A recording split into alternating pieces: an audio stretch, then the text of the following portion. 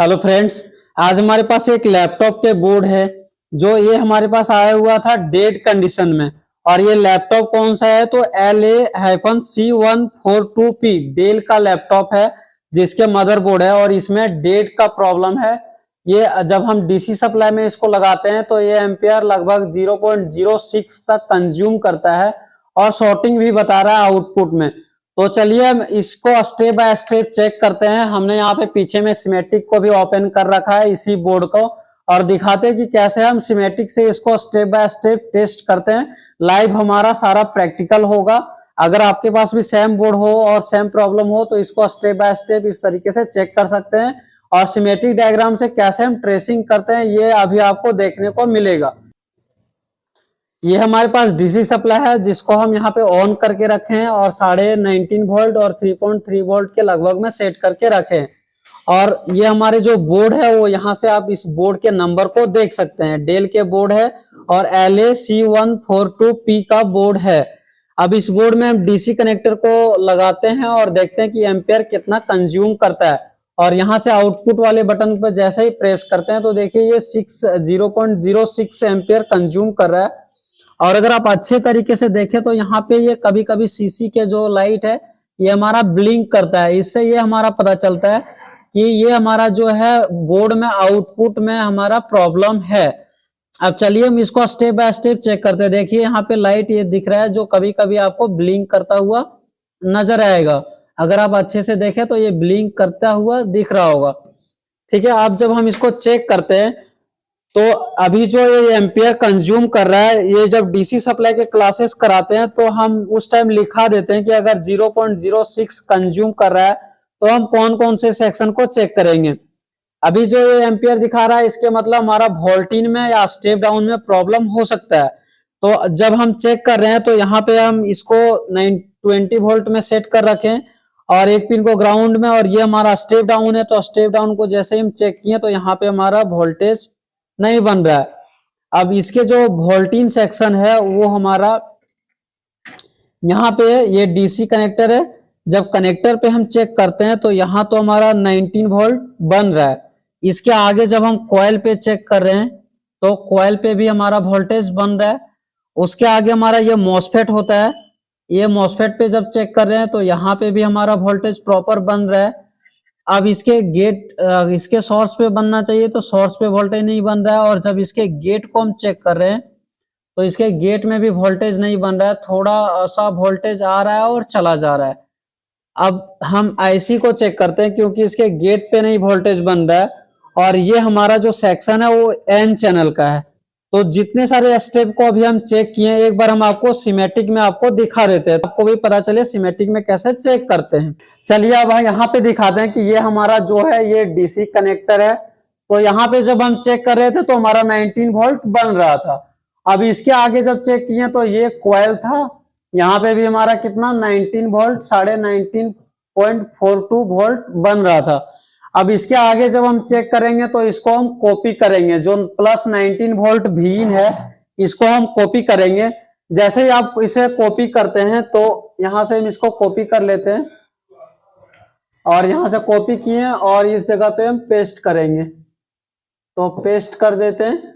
और जैसे हम सर्च करेंगे तो आपको आगे लेके चलेगा। तो चलिए हम आगे चलते हैं जहां पे ये हमारा चार्जिंग आईसी है। और जब हम यहाँ पे चेक कर रहे थे तो हमारा यहाँ पे भी वोल्टेज बन रहा था। इस मॉसफेट पे जब हम चेक कर रहे थे तो इस मॉसफेट पे भी वोल्टेज बन रहा था। यहाँ जो ये मॉसफेट दिख रहा है इसके ड्रेन पे तो हमारा वोल्टेज यहाँ तक तो ठीक था, लेकिन जैसे ही हम इसके सोर्स पे चेक कर रहे हैं तो यहाँ पे वोल्टेज ड्रॉप हो जा रहा है। अब ड्रॉप क्यों हो रहा है, नहीं आउट कर रहा है, तो इसके रीजन होता है नहीं मिल रहा है। तो इसका एक कारण हो सकता है कि इसके गेट का इनेबल नहीं हो रहा है। जब हम इसके गेट को चेक करते हैं यहाँ पे देखिए इसके चौथे नंबर जो पिन होता है वो गेट होता है, और ये गेट हमारा कहाँ से कनेक्टेड होता है। तो जैसे ही हम थोड़ा सा नीचे जाएंगे, जैसे ही अब यहाँ पे हम इसके गेट को देखें तो देखिए ये हमारा गेट हो गया और ये सीधा इधर से आकर के और इस आईसी से कनेक्टेड है। अब यही गेट हमारा इसके भी इनेबल कर रहा है और सेम इसका भी गेट को इनेबल कर रहा है। अब हम अगले जब अभी बोर्ड पे हम चेक करेंगे तो आपको दिखाएंगे कि इसके गेट पे भी वोल्टेज नहीं बन रहा है, यहाँ पे वोल्टेज नहीं बन रहा है।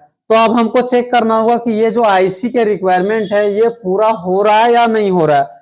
तो जब हम इसमें चेक कर रहे हैं इस बोर्ड में, हम आपको प्रैक्टिकली चेक करके भी दिखा देंगे और हम पहले चेक करके भी रखें जो हम आपको दिखा दे रहे हैं, ताकि एक बार आपको सिमेटिक में दिखा पाए और एक बार बोर्ड में दिखा पाए। तो इसमें जो हमारा वीन होता है आईसी के, वो ये वीन है, तो इस डायोड से हो करके और यहां से हो करके 18 नंबर पिन डीसी इन में वोल्टेज प्रॉपर बन रहा है। इसके बाद हमारा एसी इन बनना चाहिए जो इस आईसी के लिए इनेबल है। तो ये हमारा यहां से आकर के ये वोल्टेज डिवाइडर है, ये R1 है और दूसरा हमारा R2 है। इससे हो करके ये सीधा हमारा इस पे भी वोल्टेज बन रहा है। जब ये दो वोल्टेज हमारा ओके है, बन रहा है, तो अब ये हमारा एसी का ये हमारा जो गेट है इसको इनेबल होना चाहिए। तो ये अगर चेक करें हम बोर्ड पे, तो चलिए अब हम बोर्ड पे आपको चेक करा के दिखाते हैं कि कहां से ये प्रॉब्लम हमारा स्टार्ट हो रहा है। आगे हम चेक करते हैं। अभी देखिए हम आपको फिर से शुरुआत से चेक कराते हैं। तो डीसीएन कनेक्टर पे चेक किए तो मल्टीमीटर में हमारा प्रॉपर वोल्टेज दिखा रहा है। उसके बाद कॉइल था तो कॉइल पे चेक कर रहे हैं तो यहाँ भी वोल्टेज प्रॉपर दिखा रहा है। जब दूसरे मॉसफेट, फर्स्ट जो मॉसफेट होता है इसके ड्रेन पे चेक कर रहे हैं तो यहाँ भी दिखा रहा है।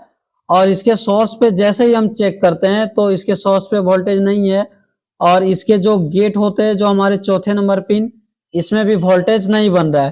तो चलिए हम इस आईसी को अब हम चेक करते हैं कि जो हमारा जो वोल्टेज सेक्शन का जो आईसी है उस पे वोल्टेज बन रहा है या नहीं बन रहा है।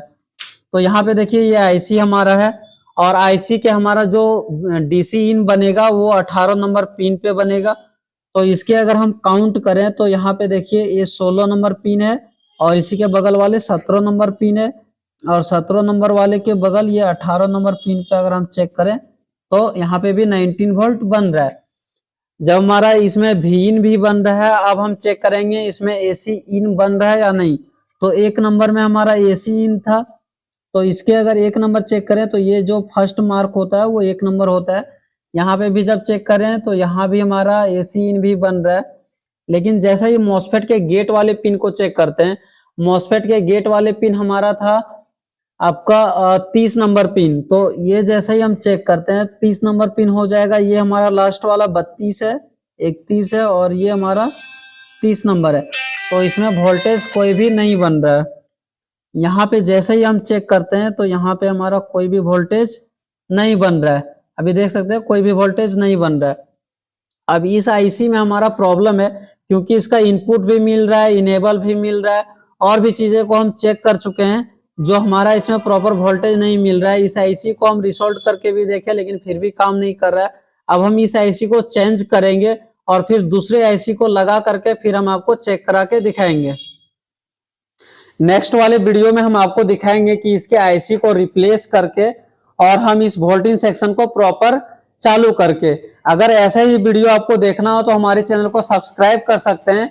Laptop desktop repairing, chip level सीखना हो, सिमेटिक डायग्राम से देख के आपको कोई भी रिपेयरिंग सीखना हो, जैसे mobile repairing, laptop desktop repairing, AC, fridge, cooler, house wiring, stabiliser, तो आप हमारे इंस्टीट्यूट SMTC धनबाद को ज्वाइन कर सकते हैं।